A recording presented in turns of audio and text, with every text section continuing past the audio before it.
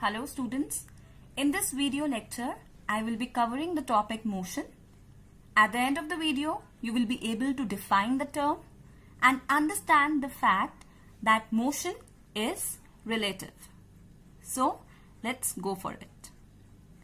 Now what you see here on the screen is a boy who is standing next to a table that has a computer placed over it.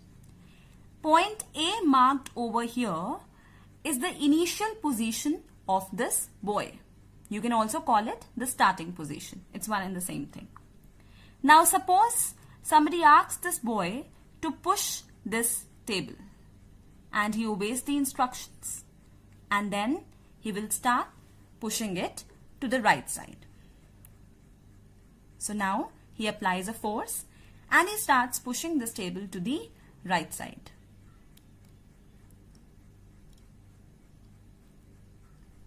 Now he brings it to point B and then stops. Now point B here is the final position of the table. So we have the initial position A and we have the final position B. This is the position where it starts and this is the position where it ends.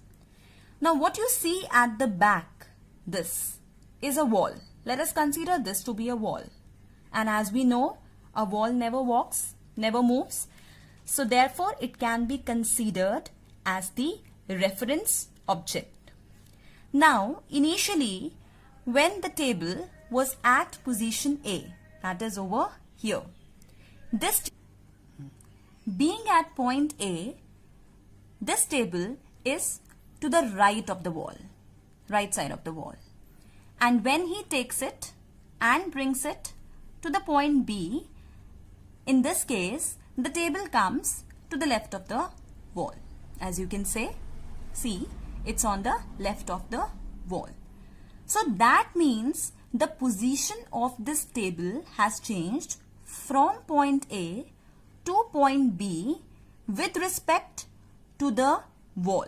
That is the reference object in our case, right? Now let us see a few more cases wherein the position of the object is seen to be changing and you would understand the term better. Like over here, there is a car in motion, there is a boy and there is a bird. All three of them in motion.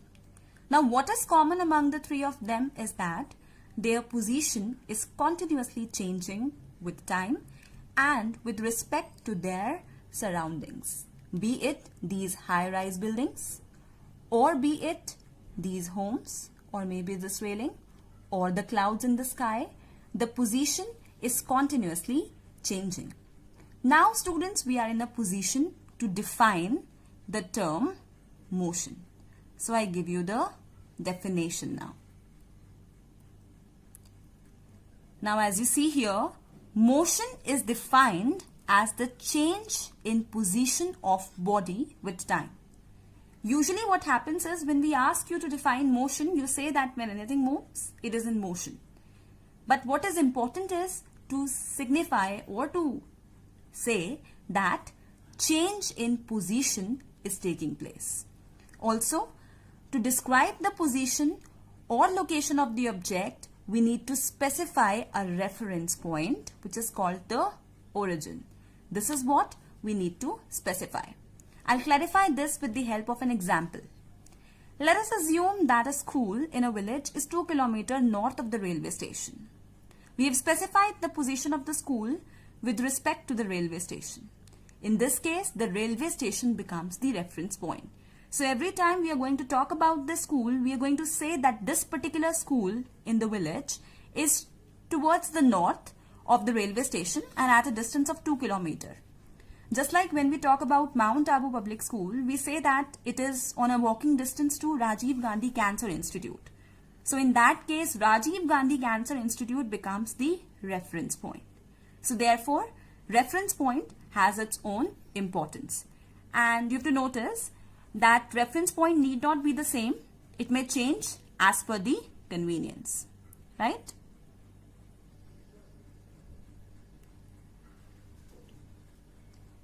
Now I have to explain a very important point, that is motion is relative. I repeat, motion is relative.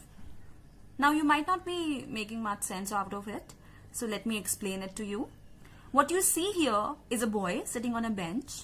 Since he is not moving, we are considering him to be at rest. He is observing a train that is in motion right in front of him, passing through the railway track. Now, we consider a random person over here. Let me say this person. And I'm calling him person A. So he is A, he is B. Right? A and B. Now, as this boy observes this train moving, then according to this, what he sees is that the position of this boy is changing as the train is moving. So if you ask him, he is going to say that this person A is in motion because he is able to see that his position is changing with time. So he is correct on his part. Whereas if you talk about person B who is sitting right in front of him, then according to him, his position is not changing. He is sitting on the same sofa seat as was allotted to him throughout the time. So for him, since his position does not change with time, so he is not in motion. So the point is, at the same time, this person being in the same position is in motion for one person, whereas he is at rest for other person. So what I'm trying to say is, motion is relative to the observer, which means it's very important that from where object is being observed. That is the frame of reference. So I conclude this with the final statement that motion is relative to the observer. It will always depend upon the frame from which the object is being observed. I hope this makes sense. That is it for now. Thank you so much.